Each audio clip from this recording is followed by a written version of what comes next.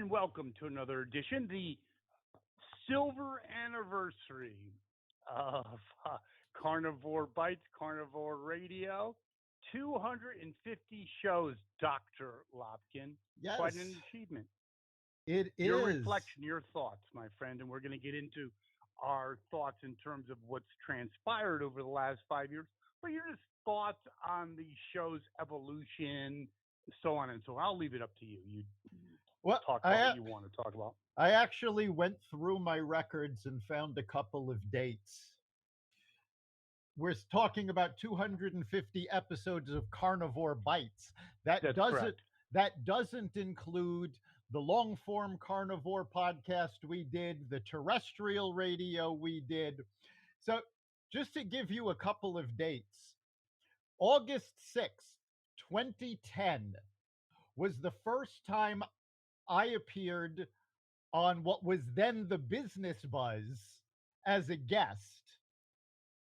December 9th, 2011, I joined the Business Buzz as a co host. Yep, March 2nd, 2018, deservingly so.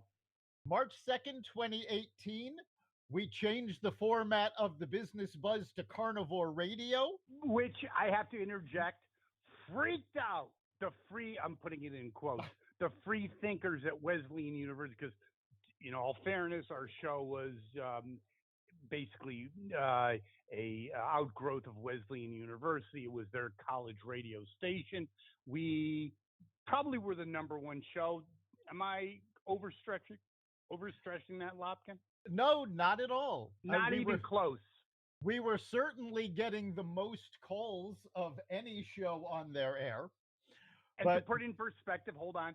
We had, and you were a big part of it, along with Chris Calandra, that I think we were getting calls, even though it was a smaller station, that larger stations, like in our heyday, TIC was, and we were getting like 6, 7 calls an episode. Am I not correct?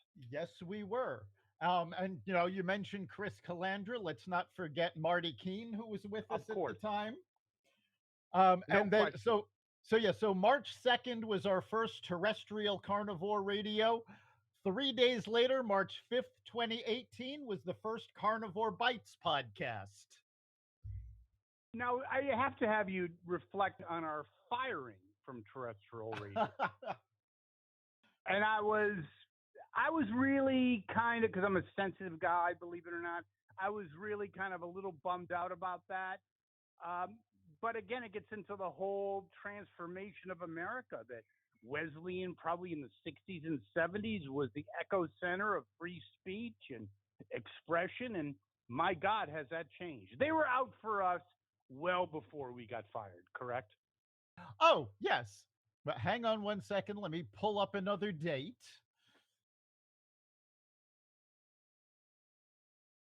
It was November 11th, 2016.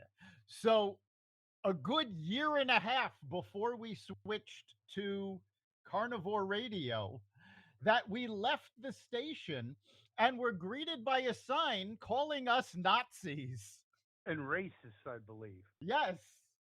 And that's, again, the whole, with no basis. I mean, come on, really.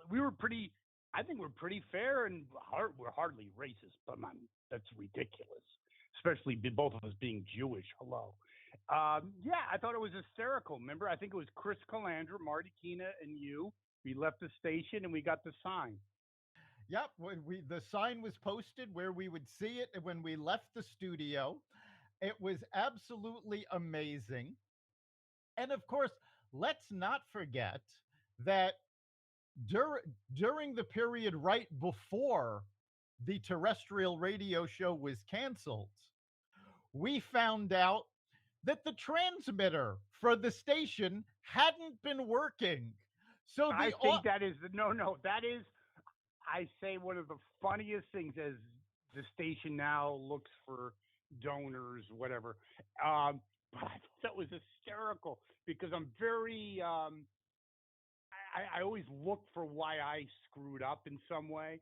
And remember, we're doing the show, it's kicking ass, And we're getting 6 callers, 8 callers an hour, which is amazing. People listening to us like driving farther than I thought the station could broadcast, saying, "Hey, this is the greatest thing I've ever heard. I'm on my way to Philadelphia." Remember that call? Yep. And then all of a sudden we got no calls. I'm like, God, we kind of suck because I'm very self-deprecating. I always think, well, how did I screw up? Right. And We then were all of a sudden trying we to learned that no, the we were antenna was trying to down. figure out what we had done wrong because we were doing the same things. Same thing, exact, and and heating up. and all of a sudden we find out that instead of reaching half the state through broadcast, we were reaching about a 5-block area. Yeah, I would say we were reaching at most 1,000 people. Yeah. 2,000. I'll give you 2,000. And the Just for station yucks. and the station couldn't afford to have the transmitter tower fixed. And how happy were they when we left unceremoniously? They probably had a party. Wouldn't surprise me. They were not fans of the show. They did not like free speech. They did not like diversity of ideas. They wanted us to kowtow to what they believed, despite the fact that all the facts that we reported were absolutely accurate and disproved what they wanted us to be saying. And, let me go. I'm willing to bet that in the history of WESU, I am probably the only professional journalist that has ever appeared on that station on a regular basis. That's probably correct, yes. So, yes, so I think, all in all, it's worked out well because now we get listeners from all over the country thanks to the podcast. We are certainly I have no complaints. I think that sometimes in life you got to get your, ass kicked to things work out, in your behalf. And I think we traded it was good. While it lasted, it was awesome. But we traded something that's in its decline to something that it's in its evolution, which is podcasting. Absolutely. And in fact, to that point, actually, RFK actually commented on that. It said that Trump was the first Twitter president. He's going to be the first podcast president. Very interesting, isn't it? Okay, I hadn't heard that, but we are on the media list. We are on the media list for RFK's announcements. So I'm going to see if we can get him on. No, that would be fantastic. And speaking of him, there's been talk about him running as an independent because the Democratic Party will shut him out. I believe that he would not. The only person that could come close to him if he actually got, his initiatives going as an independent would be Ross Perot. I think he would top that because people are looking for. You have numbnuts as president, some guy who probably at this point I haven't seen him in like 3 months. Can probably not complete a sentence, and then you have Trump, which I'm completely sick of. Yeah, a lot of people are. It's part of the polarization of the parties. The far right is pushing the polls for Trump, but the centrist and moderate Republicans, and certainly the independents and moderate Democrats, do not want him in the Oval Office again. And it is interesting because we have not had a serious independent candidate since Ross Perot. And now, by the way, being older than you, I think he got like 20 or 25% of the vote. He would have been even more of a player if he didn't have that meltdown about his daughter's wedding and about UFOs and how long it's time for a hospitalization. But even with that, despite that, he got over 20%. RFK is a very compelling figure. He's no dummy, even though the mainstream liberal media try to marginalize him as a vax nutcase. He's not a nutcase in any way. All he talks about is that there's no research on vaccinations, and he's correct. Right. He has some very good points. I don't agree with him on all of his policies. No, not at all. But to be fair, I've never agreed with any presidential candidate on all their policies. But he has a brain to think for himself. Yes. He But he go ha- ahead. he has access to world leaders just because of his name. He has Of course. access to experts that can guide him, which, Trump never availed himself of. And Biden wouldn't know an expert if he bit him in Well, the I think ass. that it deserves elaboration, Dr. Lopkin, because that's one of Trump's pitfalls and basically one of his demise of his presidencies is that he always had like Louis from Philadelphia, especially early on, and it was a disaster. I mean, Yeah, his policies were good. He always had B minus players. Let's be honest. yeah, the big problem was he did not choose his advisors based on their expertise. He chose his advisors on who showed him the proper loyalty and respect. And I think it's interesting, just like George W. Bush, he realized too late that his inclinations were wrong. I mean, Jeff Sessions was a complete idiot. I don't even know how he got a law degree. Was replaced by Barr, much much more capable. But that's another story. But speaking of Trump, Dr. Lopkin, again, inviting this, he feeds on it. I don't understand it. But now there's an audio. He went on Brett Baer saying that these documents were not in any way top secret or sensitive. And then there's an audio supposedly of him saying the opposite. And then there was a good analysis on the Brett Baer show saying that he's going to reach a point where his legal troubles will interfere with his ascendancy to the Republican nomination. What do you think of that? I believe that's true, by the way. Well, it's definitely going to interfere, if for no other reason than timing. The prosecution in his classified documents case has already requested a delay from August to December. And they said that's going to give them more time to put their case together. Excuse me, you're the one that indicted him. Why isn't your case together? There was no deadline for you. You had all the time in the world.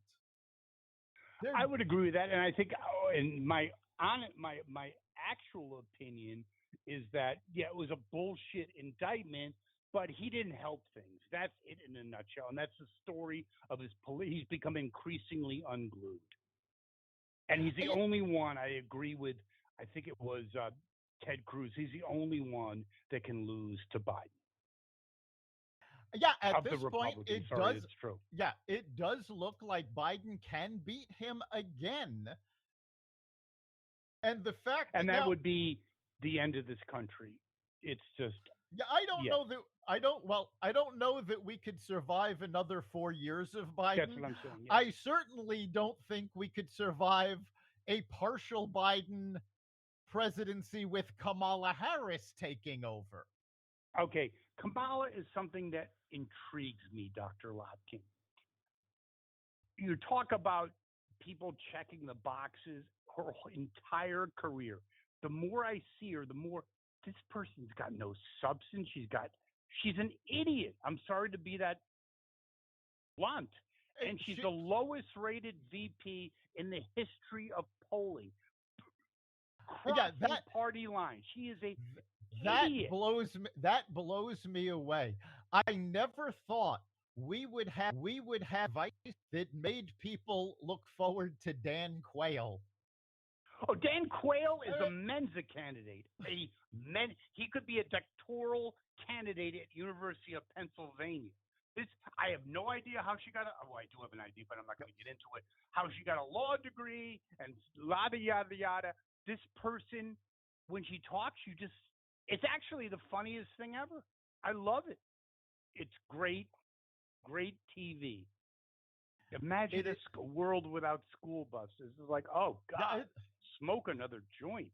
well, that's the thing. I mean, the main reason that Biden is in the race is because the Democrats know Kamala Harris cannot win. All a primary candidate, never mind a Republican, all they need to do is run commercials that are clips of her speeches. That's all you pretty much. Well, doesn't that hold true for Biden? If you had someone else but Trump, just play Biden being Biden. He was at the University of Hartford, where the podcast originates, not University of Harvard, but Connecticut, and he got into because he was always a nutcase, like he's got something wrong with his ego about masculinity. He was now he's that he has dementia. It's even worse. He's at university and he's like got the tough guy thing. It started with popcorn or corn pop. I mean, this is our president. If it was 30 years ago when you went to a movie, you'd walk out and say it's impossible.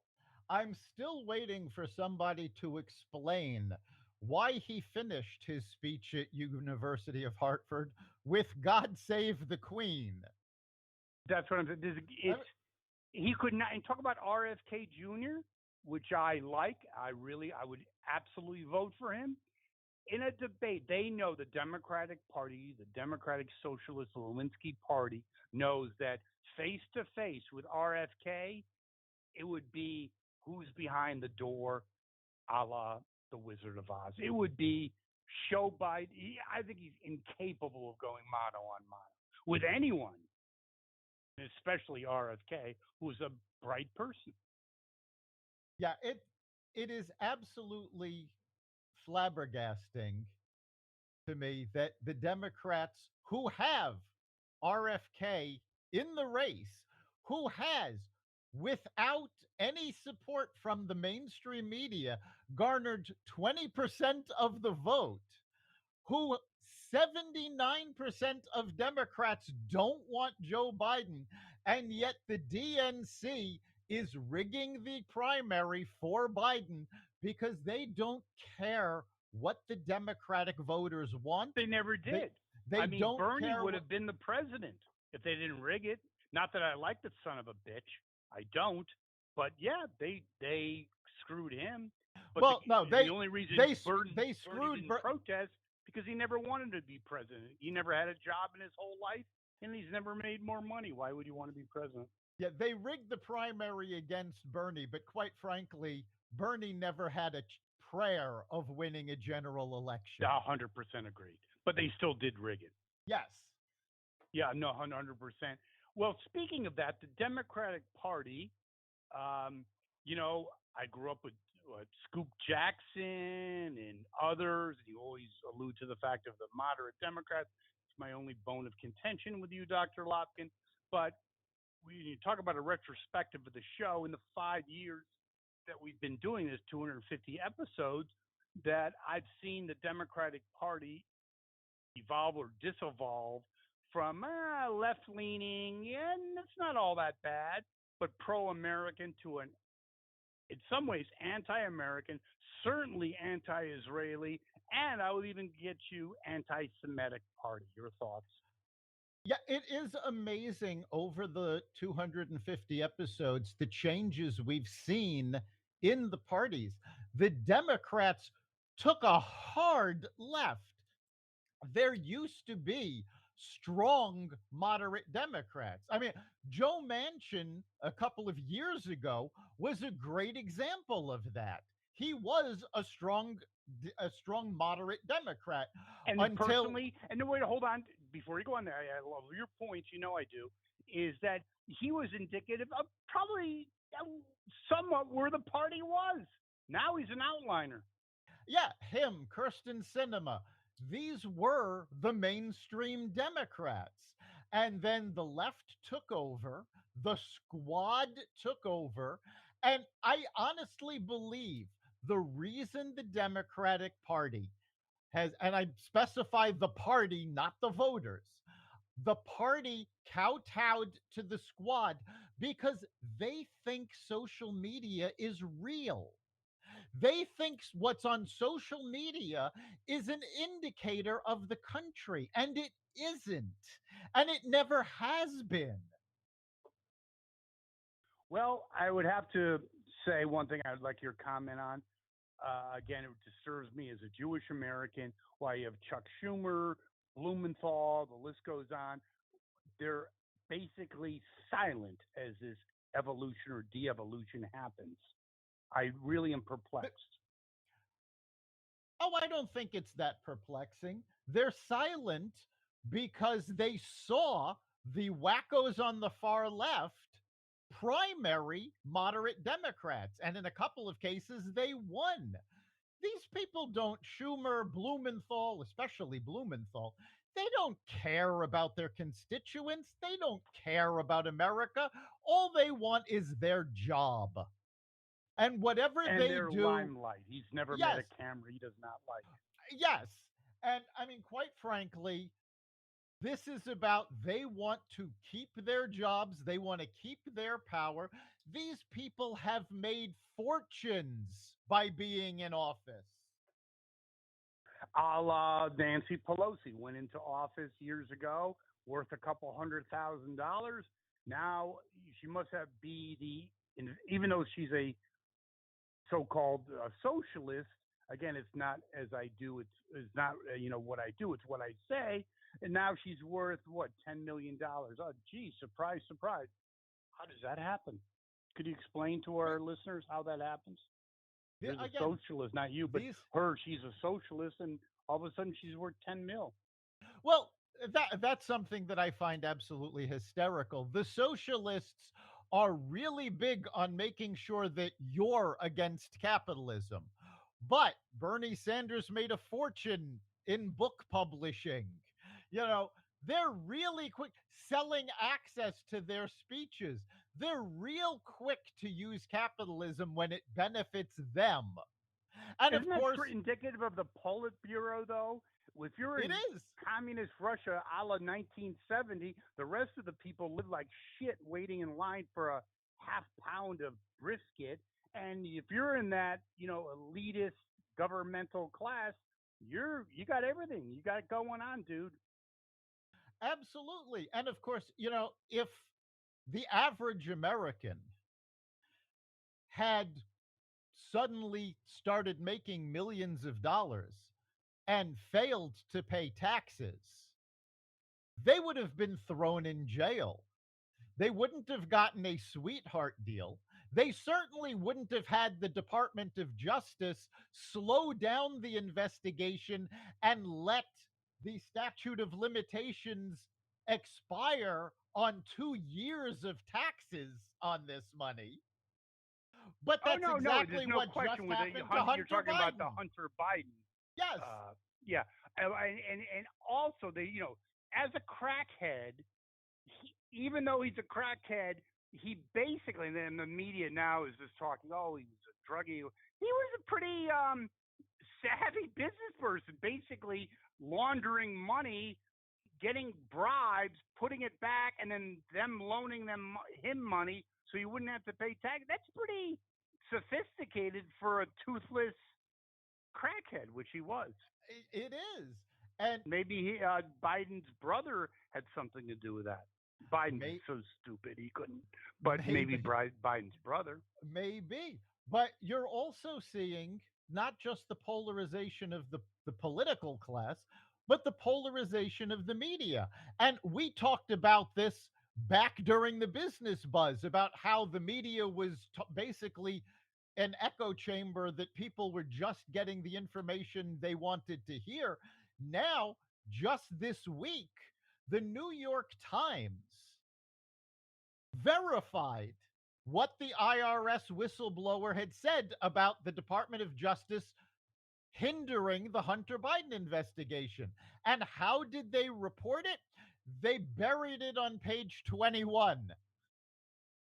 It Well, deep that's one into of the the sad article. things, and I think that has huge implications, ramifications for America. You had again, I think we talked about it. You talked about it last week, but Walter Cronkite was a liberal. You didn't know it until he declared Vietnam over with, and whatever.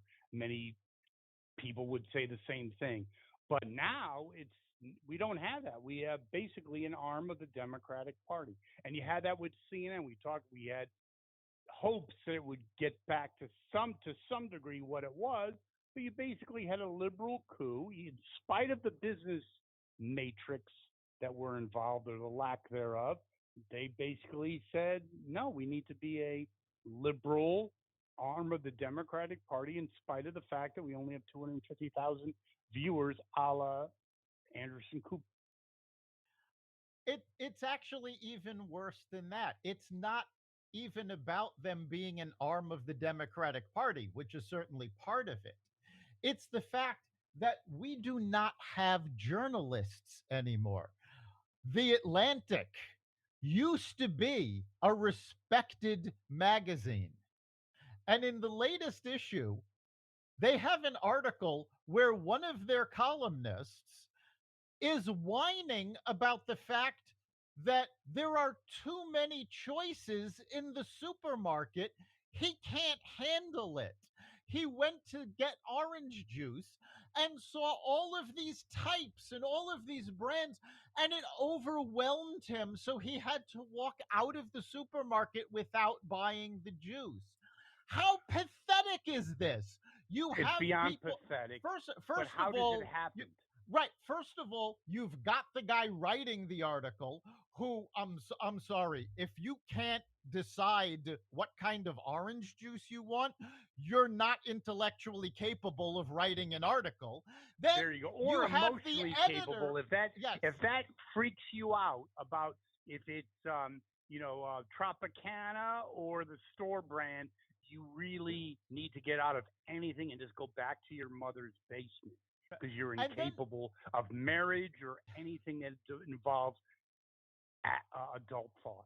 but on top of this, you've got the editor who looked at this article and went, "Yeah, we'll put it in."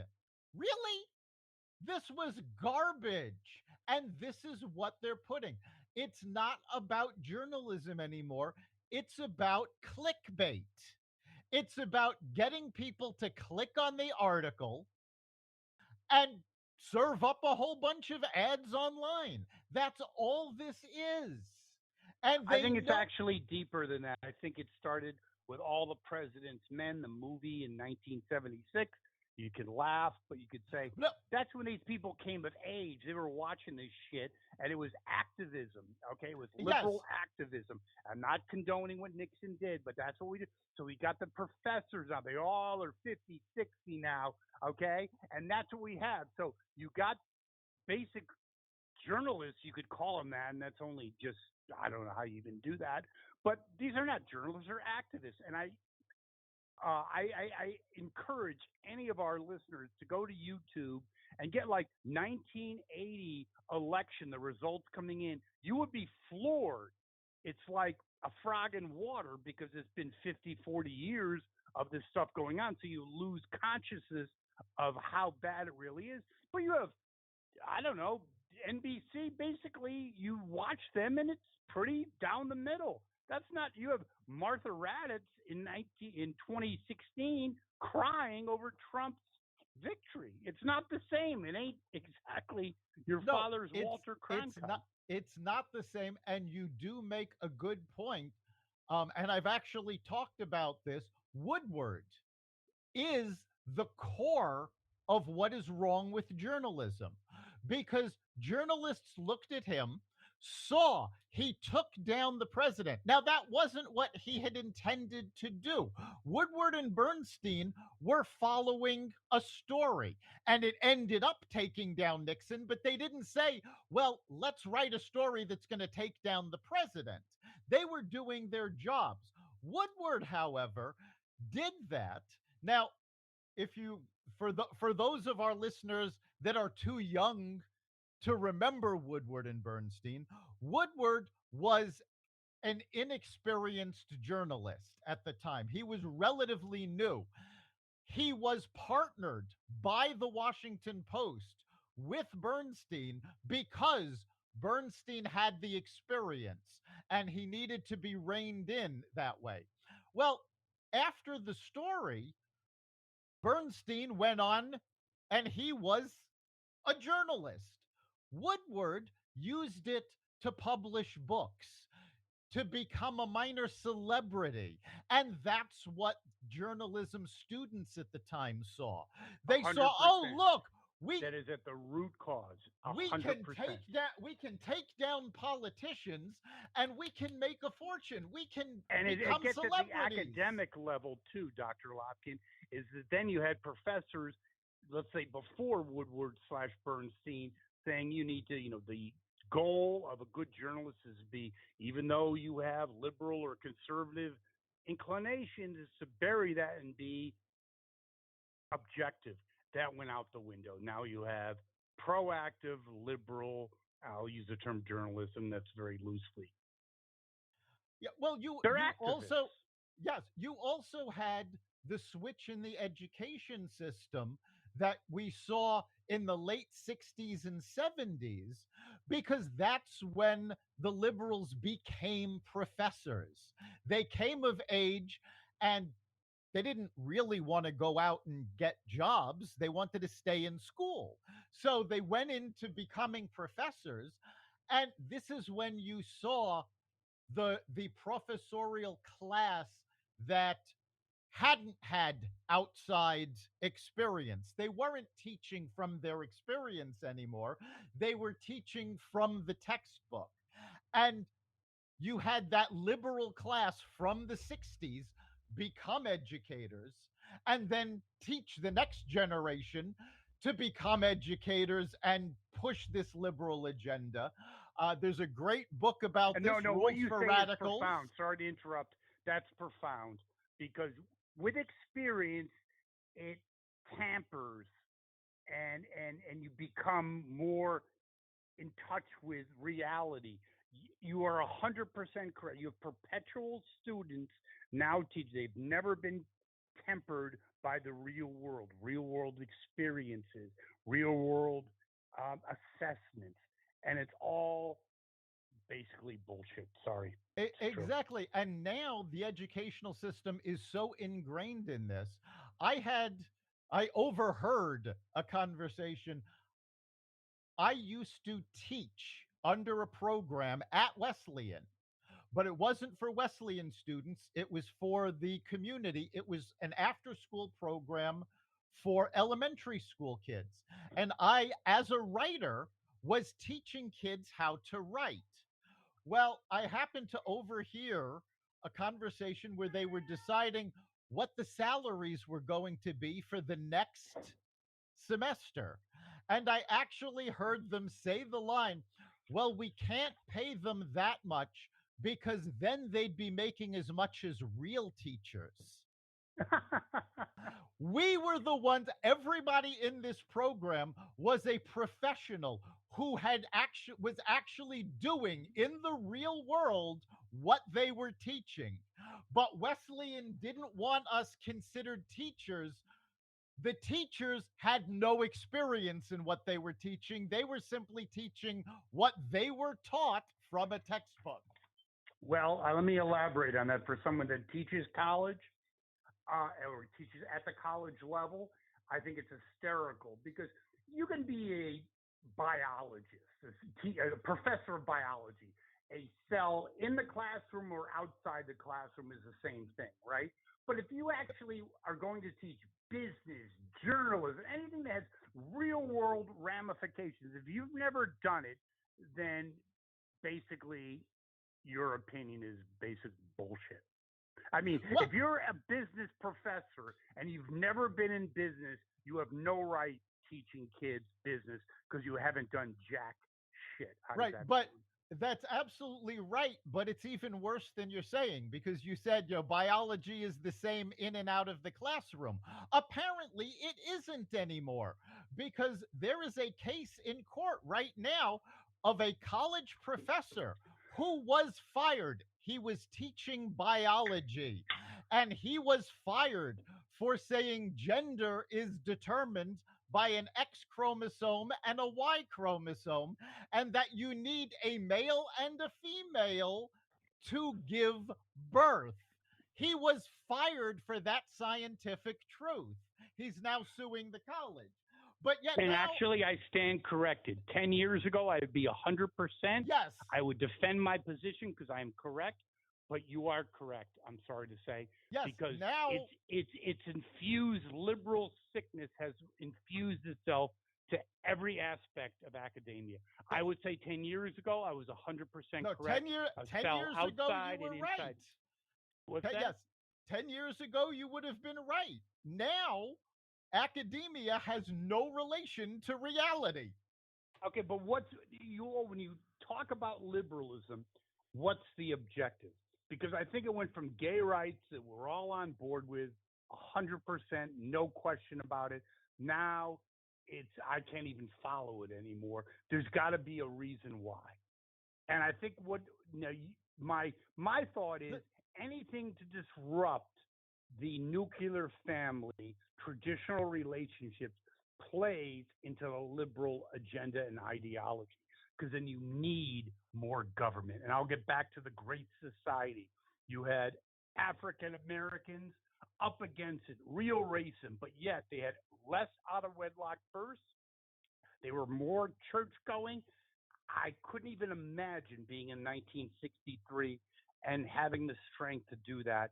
Fast forward 50, 60 years later, African American family life, social life is a disaster. No fault of their own.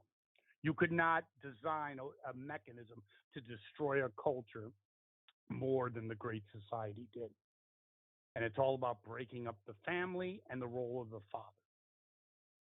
Well, yes, because let's face it, if you don't have strong masculine role models, and remember, even before all of the woke bullshit, the liberals came after masculinity. They wanted everybody to be a metrosexual. They wanted to downplay masculinity. Why? Because traditionally, masculinity has been power. It has all been about power. It is going out and doing what you needed to do. And if you give that power to men, that's another audience that's competing with you for your power. And that's the big thing that the left has been all about, gathering their power. They want power, they want influence, they want to control what your kids are learning, what you can say, what you can celebrate, what How does you this can end up, buy. Dr. Lopkin? Because what you're saying is 100% correct, right on point. Very few media, we'll put ourselves in the media group, will say that. Some people like Tucker Carlson will, and you know what happened to him. It's been very effective, hasn't it? Well, how it Because ends? young Yep. men are confused. Oh They don't know yes. where they stand.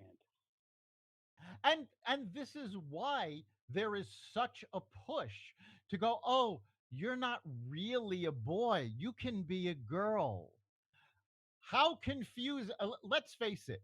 No child, no matter what gender, no matter what race, religion, no child has all their shit together. That's part of being a child.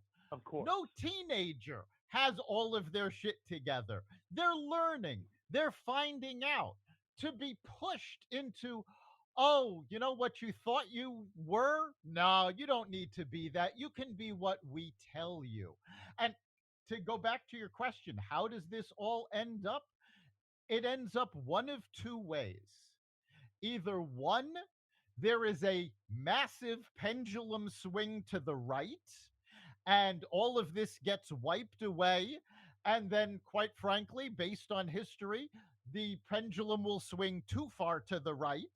And then the left will get all upset, but they won't have the power to do anything about it for a while.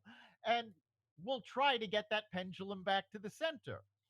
The second is that the pendulum doesn't swing to the right, that the left actually gets their way. And if you really want to see what that looks like, look at the Soviet Union and Russia in the late 80s and 90s. 100%. I'm going to be cautiously optimistic, Dr. Lopkin, and looking at even what the corporate response. We had woke corporatism. It's still there. You look at Target, the anti-Semites, anti-Israeli that they are. But you also had Bud Light. Everyone involved in that shit show has been fired, from Bud Light to the ad agents, and deservingly so. And it's not about trans or homophobic. It's, what the hell were you thinking, you moron? I wouldn't Exact. hire anyone involved to change my oil. How does that sound? See, that was it. The Bud Light fiasco happened because the head of marketing for Bud Light was tasked with the job of getting younger consumers. And they decided, oh, look, this trans activist has a lot of followers. Let's send him, her. I don't even know what pronoun to use with McDermott anymore. Um, but let's send this influencer a case of Bud Light. Let them promote it to their audience. The problem was that audience was not an audience for Bud Light. It was out of left field. What they should have been doing is going after younger athletes, younger people in the middle of the country where beer consumption is at its highest. No, that's why I have a problem with this, Dr. Lopkin. You're a very bright guy. You absolutely no business. I believe my previous life was in business. I think it was damn good at it. This is blocking and tackling. It's, I'm sorry, it's kind of, you don't pay someone $2 million that doesn't know this shit. That's my point. Well, no, you're absolutely right with that. This what I'm saying is this had less to do with pushing a woke agenda than the marketing people being so brainwashed by that woke agenda that And they so out of didn't touch. that they did yes, and so out of touch that they didn't know how to do their job. The only thing that equates with this is having a radio station and you're broadcasting without an antenna. Yes. That's about the only analogy I can. And your number one show is perplexed because there's no callers. But anyway, the nutcase ideology of liberalism that transcends itself even to climate change, which is something I believe in. I believe there is climate change. Yeah. But then you look at the reaction of the left, it makes me push back and say, no, it's not about climate change. It's about control.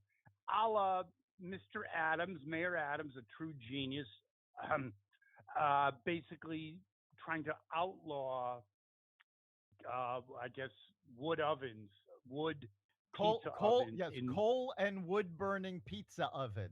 I do not It's think, like, I'm not a, hold on, I am not a scientist, but I believe the impact on the environment from New York City coal fire pizza ovens is probably close to zero.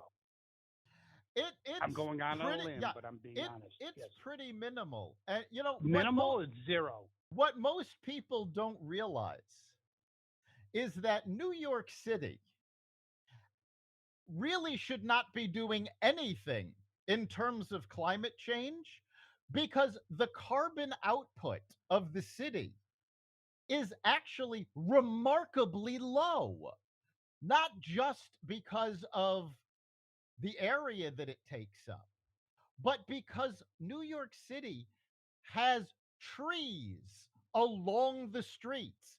They have, remarkably for an urban area, incredibly large parks with greenery that absorbs that.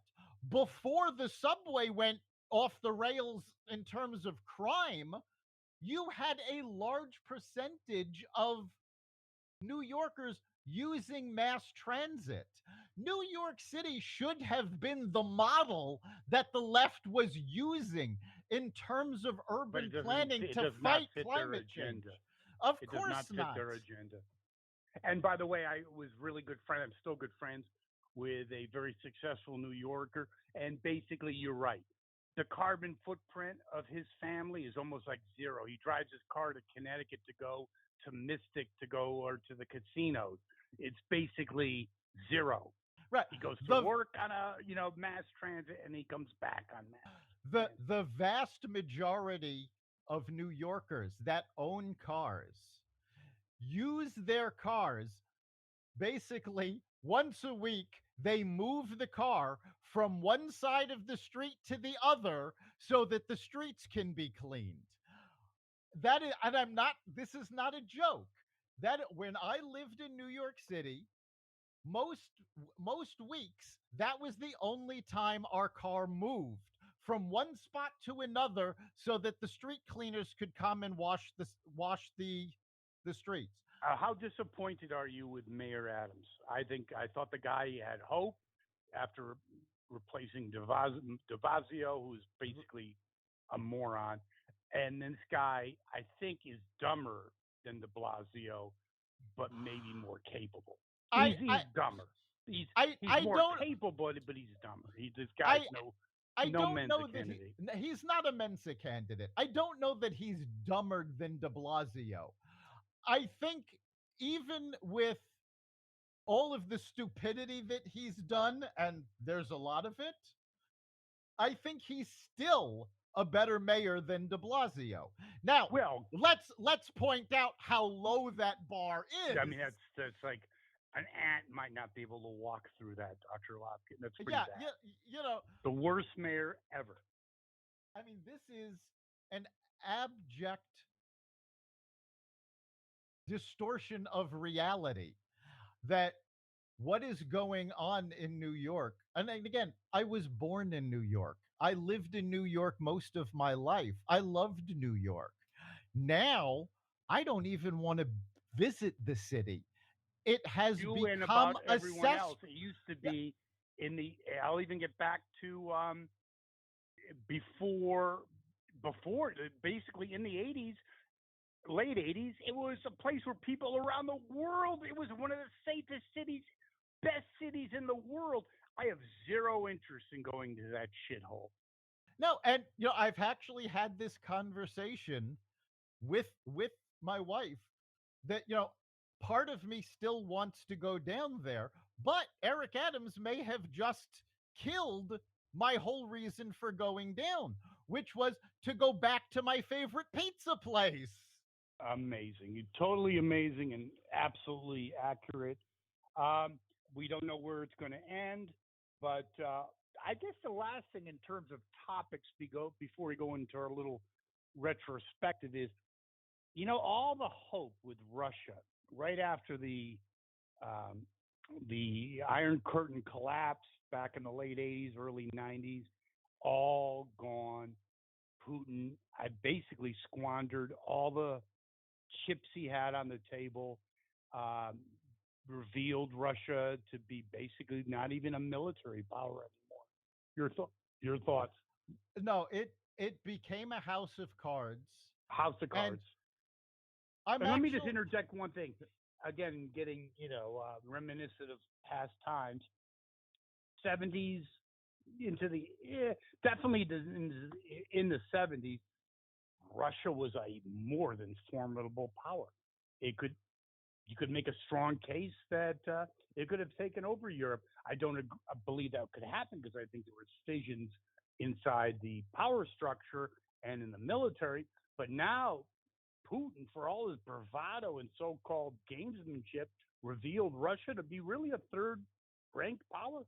And I yeah, think it's really indicative of almost Mussolini and Hitler. Hitler being China. I'm not talking about into extreme. I'm talking about the right. power base, and Putin revealing him to be Mussolini. Italy as basically nothing. Yeah, The China whole the whole relationship is basically imploded because basically Russia would just be a thorn in China's side. yeah, China has been propping up Russia.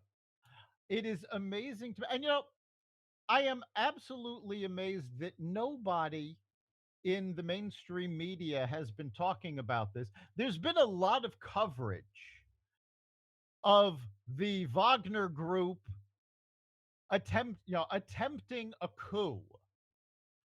And that's all anybody was talking about with it was, oh, it's an attempted coup. What's going to happen? But nobody is taking into consideration the fact that The Wagner Group is not a politically motivated organization. They're a mercenary army. So why isn't anybody asking the question, who paid for the coup? Yeah, because they don't want to unveil that. They know. Yeah, I mean, I don't know that they do know, because there have been talks about cracks in the Russian leadership since Ukraine started. So I don't know that this is outside people trying to, overthrow Putin. If it's folks from inside Russia, which I think is actually more likely, but this Well, it's a is very a house dangerous of time, cards.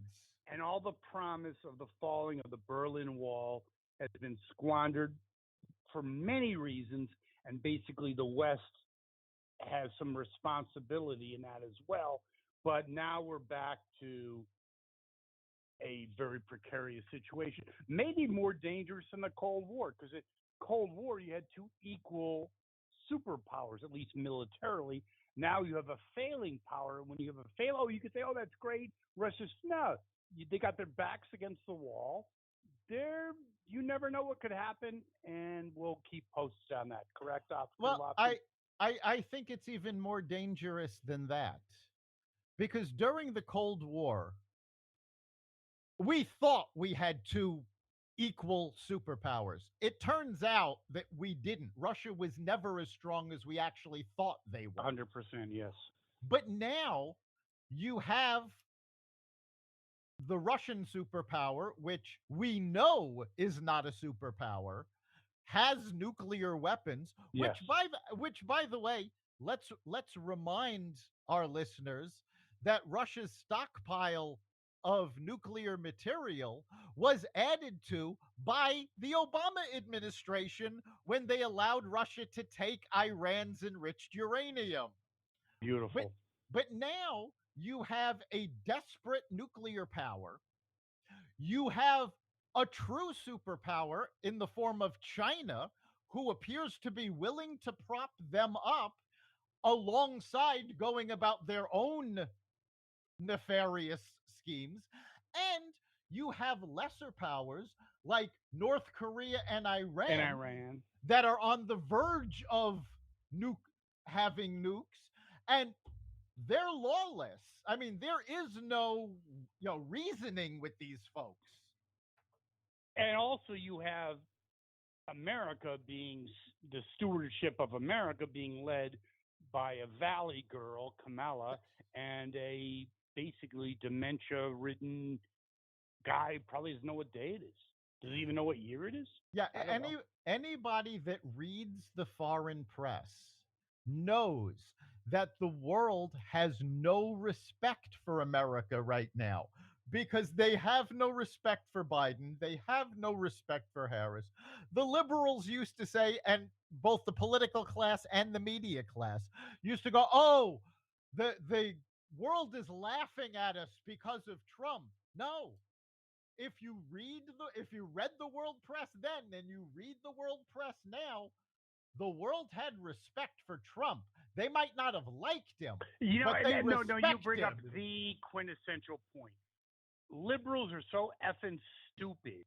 Never confuse likability with results, okay? And all these bullshit about alliances are formed because of expediency. World War II, the Cold War. The alliances come and go. They respect it. They didn't like Trump because he called a spade a spade. They probably love Biden because they're getting everything they want, but they have no respect. So respect and likability are totally disconnected. Absolutely. And yes, no alliance lasts forever. That's my If point. that Their if that were expediency. right, if alliances lasted forever, we'd still be battling Great Britain. There you go. Well, Dr. Lopkin, it's been 250 episodes. I think our ascendancy is better than and we did a great job, and it was very engaging at WESU, and we had many, many followers, callers, listeners. But I'm more optimistic. What do you think, Dr. Lopkin? Oh, absolutely. I mean, when we were on terrestrial radio, we were on an hour a week. We had a We local were the rock audience. stars, dude. We were the rock stars of ESU, no doubt about it. But take a look at what that show has spun off. We have Carnivore Bites every week doing news and analysis. We have Raw Naked Truth, our sister podcast, that just reports the news 4 times a week. We have Simply Financial that talks about money from Chris Calandra. The team that came out of Carnivore is now doing podcasts like nobody's business, and every one of those podcasts is growing faster than anything on WESU. And you know something? We had, because we had a talented group. We really did. And that's why we crushed it. I'll never forget the guy driving to Philly. And I can't believe he got the signal, like I already talked about, obviously. And he's like, I've never heard this. You guys are. I remember, and then the African American guy that used to call us.